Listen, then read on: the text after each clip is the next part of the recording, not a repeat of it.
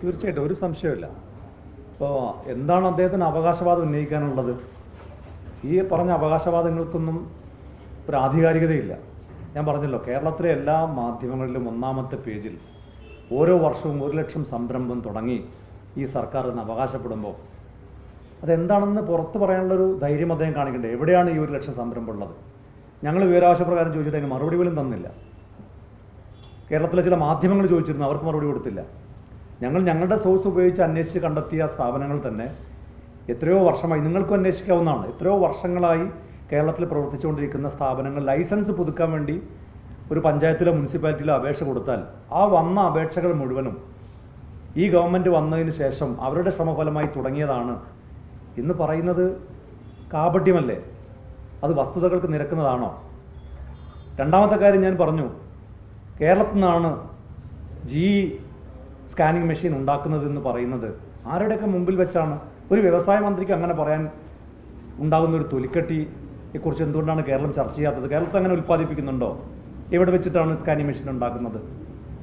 കൊച്ചിയിലെ SFO എന്ന് പറയുന്നൊരു കമ്പനിയിൽ അതിൻ്റെ ചെറിയൊരു ഒരു ഇലക്ട്രോണിക് ഡിവൈസിൻ്റെ ഒരു ചെറിയ പാർട്ട്, ഒരു ചെറിയ ചിപ്പ് ഉൽപ്പാദിപ്പിക്കുന്നതിനാണോ സ്കാനിങ് മെഷീൻ ഉൽപ്പാദിപ്പിക്കുന്നത് കേരളത്തിൽ നിന്നാണെന്ന് പറയുന്നത്? അപ്പോൾ ഇങ്ങനെ സത്യങ്ങൾ, അർദ്ധസത്യങ്ങളും കളവുകളും പ്രചരിപ്പിച്ചുകൊണ്ട് വ്യവസായ മേഖലയിൽ കേരളം എന്തൊക്കെയോ ചെയ്തു എന്ന് അവകാശപ്പെടുന്നതല്ലാതെ നേരത്തെ UDFൻ്റെ കാലത്ത് തുടങ്ങിയ IT പാർക്കുകൾ പോലെ, വ്യവസായ പാർക്കുകൾ പോലെ കേരളത്തിലെ എന്ത് മാറ്റമാണ്, അക്ഷയ പദ്ധതികൾ പോലെ എന്ത് മാറ്റമാണ് ഒരു ലാൻഡ്മാർക്കായി കഴിഞ്ഞ 10 കൊല്ലമായി കേരളത്തിൽ കൊണ്ടുവരാൻ ഈ ഗവൺമെൻറ് സാധിച്ചത്? പൊതുമേഖലാ സ്ഥാപനങ്ങൾ തന്നെ അവിടുത്തെ പല ഇൻഫ്രാസ്ട്രക്ചറും വിറ്റുകൊണ്ട് അതിന് ശമ്പളം കൊടുക്കുന്ന ഒരു ഗതികേടിലാണ് ഇപ്പോൾ കേരളം പോയിക്കൊണ്ടിരിക്കുന്നത്. അതാണ് ഇപ്പോൾ കേരളത്തിലെ വ്യവസായ രംഗത്തെ ഒരു യാഥാർത്ഥ്യം.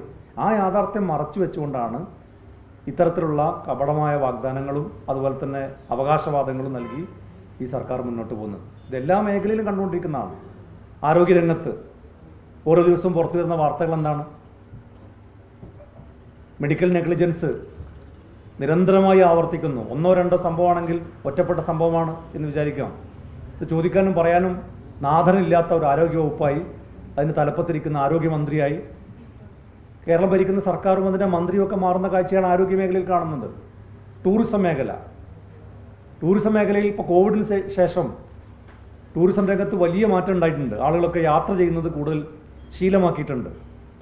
എന്നാൽ കേരളത്തിലേക്ക് വരുന്ന വിദേശ ടൂറിസ്റ്റുകളുടെ എണ്ണം കുറഞ്ഞിരിക്കുകയാണ്. ടൂറിസം പദ്ധതി എന്ന് പറഞ്ഞാൽ ഒരു വെള്ളത്തിൽ പൊങ്ങിക്കിടക്കുന്ന ഒരു ഫ്ലോട്ടിംഗ് ബ്രിഡ്ജ് അങ്ങോട്ടും ഇങ്ങോട്ടും വലിച്ചു കെട്ടുന്നതാണ് ടൂറിസം പദ്ധതി.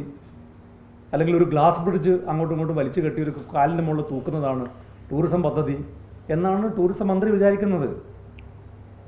അങ്ങനെ ചെയ്താൽ ടൂറിസ്റ്റുകൾ വരുമോ? വിദേശ ടൂറിസ്റ്റുകളുടെ വരവിൽ കേരളത്തിൽ വലിയ കുറവല്ലേ ഉണ്ടായിട്ടുള്ളത്? അപ്പോൾ ടൂറിസം മേഖലയിൽ എന്താണ് ഈ സർക്കാർ ചെയ്തത്?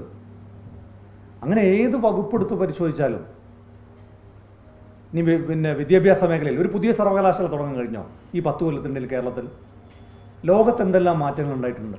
ഇനി ഉള്ള സർവകലാശാലയിൽ പുതിയൊരു ഇന്നോവേറ്റീവായിട്ടുള്ള ഒരു കോഴ്സ് തുടങ്ങാൻ കേരളം ഭരിക്കുന്ന സർക്കാർ 10 വർഷം എന്ന് പറഞ്ഞാൽ ചെറിയ കാലയളവല്ല. തുടർച്ചയായി 2 ടൈം ഭരിക്കാൻ കിട്ടുമ്പോൾ എന്തെല്ലാം മാറ്റങ്ങൾ കേരളത്തിൽ ഉണ്ടാക്കാൻ കഴിയും? ഈ കുട്ടികളൊക്കെ പുറത്തേക്ക് പഠിക്കാൻ പോകുന്നതും, ഇവിടെയുള്ള യുവാക്കൾ, വിദ്യാസമ്പന്നരായിട്ടുള്ള ചെറുപ്പക്കാർ പുറത്തേക്ക് തൊഴിലിന് പോകുന്നതും കേരളത്തിൽ പ്രതീക്ഷയില്ലാത്തതുകൊണ്ടാണ്. എന്നാൽ പിൻവാതിൽ നിയമനത്തിന് ഒരു കുറവുമില്ല. 10 കൊല്ലം മുമ്പ് പിൻവാതിൽ വഴി നിയമനം കിട്ടിയ ഒരാൾക്ക് ഇപ്പോൾ അവരെ സ്ഥിരപ്പെടുത്താൻ വേണ്ടി സർക്കാർ തീരുമാനിക്കുകയാണ്. അവിടെ റിസർവേഷനില്ല, അവിടെ PSCയുടെ പരീക്ഷയില്ല, ആകെ യോഗ്യത കമ്മ്യൂണിസ്റ്റുകാരനാണെന്നുള്ളത് മാത്രമാണ്. സ്ഥിരപ്പെടുത്താൻ വേണ്ടി കൊടുത്ത ഒരു അപേക്ഷയിൽ പച്ചക്ക് എഴുതി വച്ചിരിക്കുകയാണ് ഇവരെല്ലാം ദേശാഭിമാനിയുടെ വരിക്കാരാണ്, പോരാത്തിന് പാർട്ടിയുടെ പ്രവർത്തകരുമാണ്, അതുകൊണ്ട് ഇവരെ സ്ഥിരപ്പെടുത്തണം. അതാണോ അടിസ്ഥാനം? ഒരാളെ ജോലി സ്ഥിരപ്പെടുത്താനുള്ള യോഗ്യത ദേശാഭിമാനി വരിക്കാരനാവലാണോ? AKG സെൻറ്ററിലാണ് തൊഴിൽ കൊടുക്കുന്നതെങ്കിലും ഒക്കെ ദേശാഭിമാനി വരിക്കാരനാണോ, CPM പ്രവർത്തകനാണോ? ഒരു സംഘടന മന്ത്രിക്ക് കൊടുത്ത നിവേദനത്തിൽ കൃത്യമായി എഴുതി വെക്കുകയാണ്. ഇതൊന്നും കേരളത്തിൽ വലിയ ചർച്ചയാകുന്നില്ല. മാധ്യമങ്ങൾ ഇത് കാണുന്നില്ല എന്നാണ് ഞങ്ങൾ ചോദിക്കുന്നത്.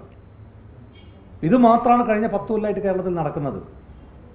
2 ടേം തുടർച്ചയായി അധികാരം കിട്ടിയത് കൊണ്ട് ആകെ ഉണ്ടായ നേട്ടം 10 കൊല്ലം മുമ്പ് താൽക്കാലികമായി നിയമനം നേടിയ ഒരു CPM-കാരന് 10 കൊല്ലത്തൊരു ടേം വെച്ചിട്ട് അയാളെ സ്ഥിരപ്പെടുത്താൻ വേണ്ടി തീരുമാനമെടുക്കുന്നു സർക്കാർ എന്നത് മാത്രമാണ് കേരളത്തിൽ ഇപ്പോൾ ആകെ ബാക്കിയുള്ളത്.